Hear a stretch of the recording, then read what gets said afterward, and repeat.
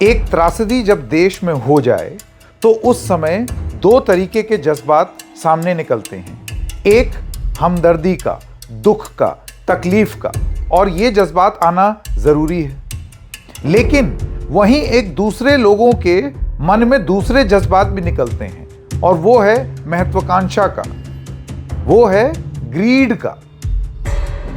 ये सारी चीज़ें भी होती हैं और ऐसा लगता है चाहे राजनेता हो या एयरलाइंस, दोनों ही पहलगाम त्रासदी में मौका ढूंढने का तलाश कर रहे हैं। नेताओं के बारे में तो हमने बात कर ली पिछले वीडियो में। आज हम बात करेंगे कि किस तरीके से एयरलाइंस मुनाफाखोरी करना चाहती हैं। जब पहलगाम में हमला हुआ उसके बाद हमने देखा कि तमाम लोग अब धीरे धीरे करके एयरपोर्ट की ओर आ रहे हैं, छोड़ना चाहते हैं, तो एकदम से वॉल्यूम बढ़ा लोगों का वापस जाने का। और जैसे श्रीनगर एयरपोर्ट पर लोड बढ़ा, एयरलाइंस ने मनमाने तरीके से अपने दाम बढ़ाने शुरू कर दिए। त्रासदी में अवसर ढूंढने का ये कौन सा घिनौना तरीका है मुनाफा कमाने का, ये एयरलाइंस जो प्रस्तुत कर रही हैं।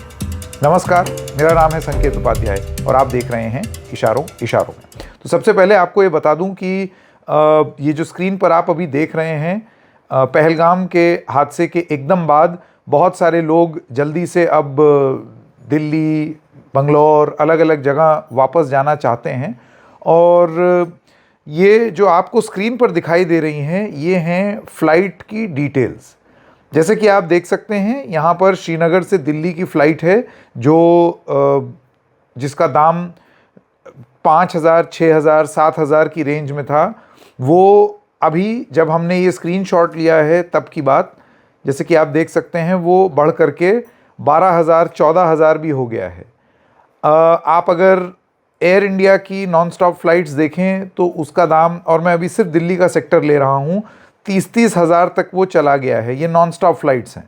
30,000, 15,600, 14,900, 14,000, इस तरीके के दाम अब जाने लगे हैं।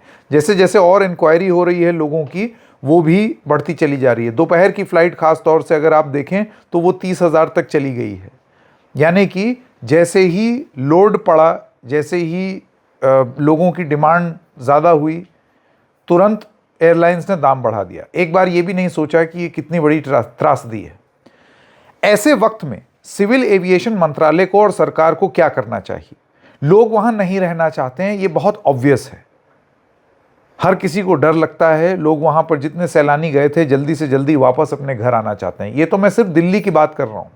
फ़्लाइट टिकट्स अगर आप कहीं की भी देख लें तो उसमें काफ़ी परसेंटेज राइज़ हुआ है, चाहे बंगलोर की टिकट हो, चाहे और अलग अलग जगहों की टिकट हो, साउथ में और जगहों की टिकट हो, लखनऊ जाने की टिकट हो, सब जगह इसी तरीके से दाम बढ़े हैं। अब एक स्टेटमेंट आया है। ये स्टेटमेंट है ministry of civil aviation, director general of civil aviation, DGCA जिसे कहा जाता है, उनकी तरफ से, भारत सरकार। इसका सब्जेक्ट है connectivity from Srinagar to other cities in the country. फिर ये लिखता है कि in the aftermath of the incident in Pahalgam there is an unexpected demand from tourist seeking to return to their homes. Pahalgam के हादसे के बाद एक बहुत ही अप्रत्याशित डिमांड बढ़ी है सैलानियों में वापस अपने घर लौटने की।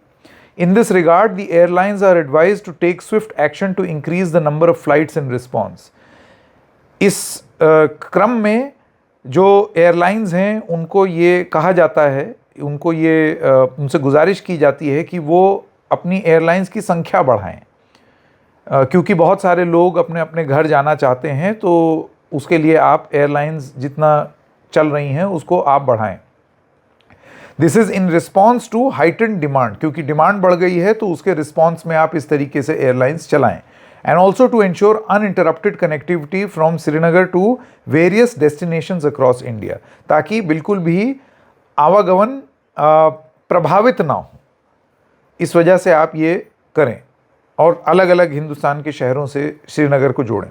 Facilitating evacuation of stranded tourist, जो वहाँ पर सैलानी फंस गए हैं, अटक गए हैं, जल्दी से घर जाना चाहते हैं, इस अप्रत्याशित घटना की वजह से अब आप और फ्लाइट चलाइए।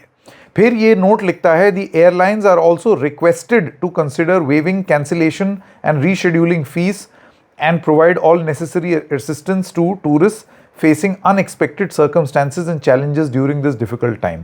यानी कि डीजीसीए ये गुजारिश कर रहा है एयरलाइन से कि आप लोग जो कैंसिल कर रहे हैं अपनी फ़्लाइट, जैसे बहुत सारे लोग हैं उनकी बाद की फ़्लाइट थी, वो अब आज ही जाना चाहते हैं, तो अगर वो फ़्लाइट कैंसिल करें तो आप उनसे कैंसिलेशन चार्ज मत वसूलिए, क्योंकि आप ये भी देखिए कि किस संदर्भ में ये फ़्लाइट कैंसिल हो रही हैं।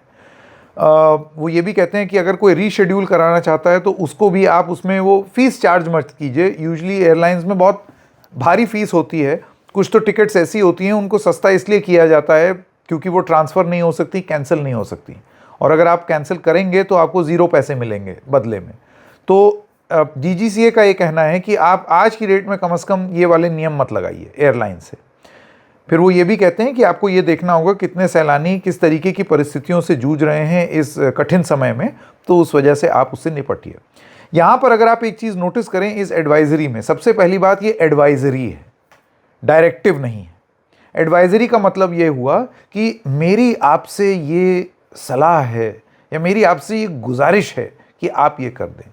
अब गुजारिश के साथ ये होता है कि आपने तो गुजारिश कर दी, मैं बाध्य नहीं हूं कि मैं आपकी गुजारिश को मान ही लूं। सरकार डायरेक्शन भी दे सकती है, यानी कि सरकार अगर ये बोले कि हम ये निर्देश देते हैं कि ये हो, तब वो एयरलाइंस बाध्य होंगी कि हमको ये करना ही पड़ेगा। लेकिन अभी वो बाध्य नहीं है। इसमें शब्द इस्तेमाल किए गए हैं रिक्वेस्ट, इसमें ये शब्द इस्तेमाल किए गए हैं कि एयरलाइंस आर एडवाइज्ड, हम सलाह देते हैं, हम गुजारिश करते हैं कि आप ये चीज़ कर दें।